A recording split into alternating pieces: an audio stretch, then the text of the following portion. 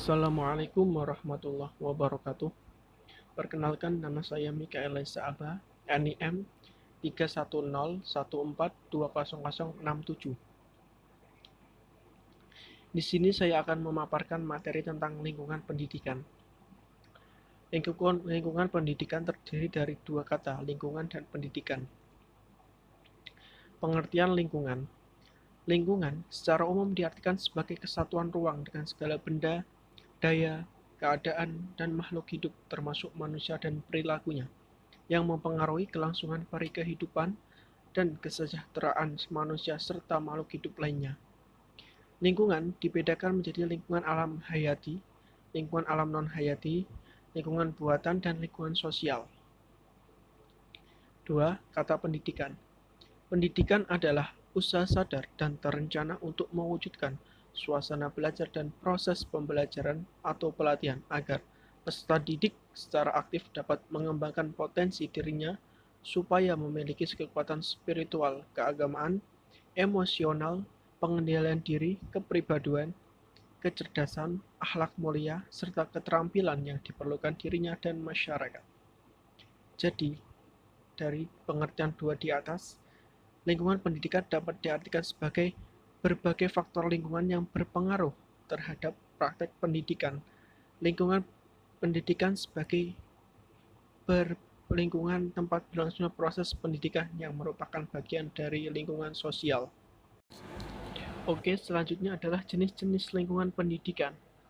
1. Keluarga.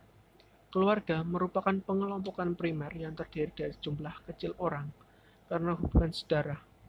Keluarga itu berbentuk keluarga inti, yaitu ayah, ibu, dan anak. Faktor-faktor lain dalam keluarga itu ikut pula mempengaruhi tumbuh kembangnya anak, seperti kebudayaan, tingkat kemakmuran, keadaan perumahannya, dan sebagainya. Dengan kata lain, tumbuh kembang anak dipengaruhi oleh keseluruhan situasi dan kondisi keluarganya. Pendidikan keluarga antara lain: 1. Sebagai pengalaman pertama masa kanak-kanak. 2. Menjamin kehidupan emosional anak. 3. Menanamkan dasar pendidikan moral.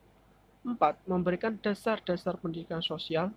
5. Meletakkan dasar-dasar pendidikan agama bagi anak-anak. 6. Memberikan dasar pendidikan sosial. 2. Sekolah. Sekolah merupakan sarana yang secara sengaja dirancang untuk melaksanakan pendidikan.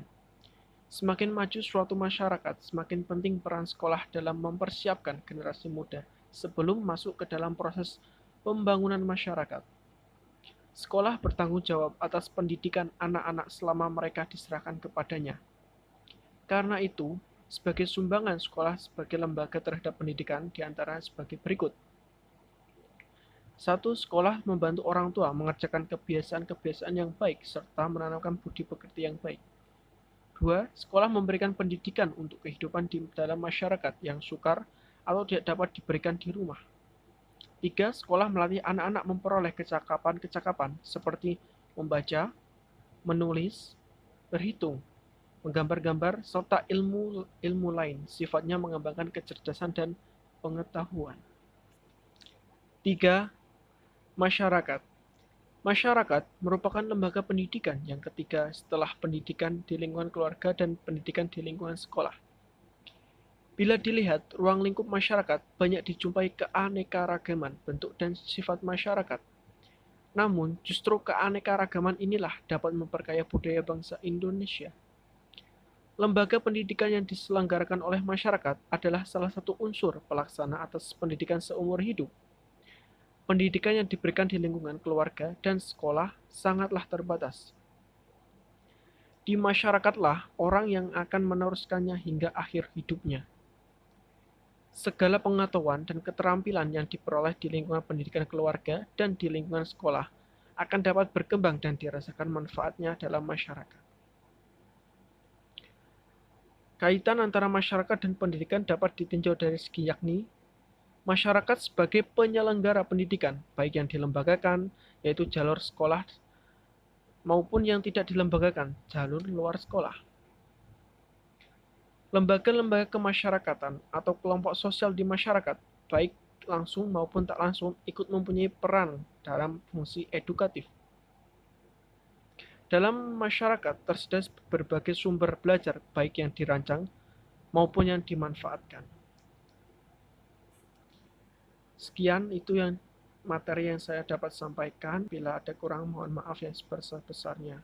Wassalamualaikum warahmatullahi wabarakatuh.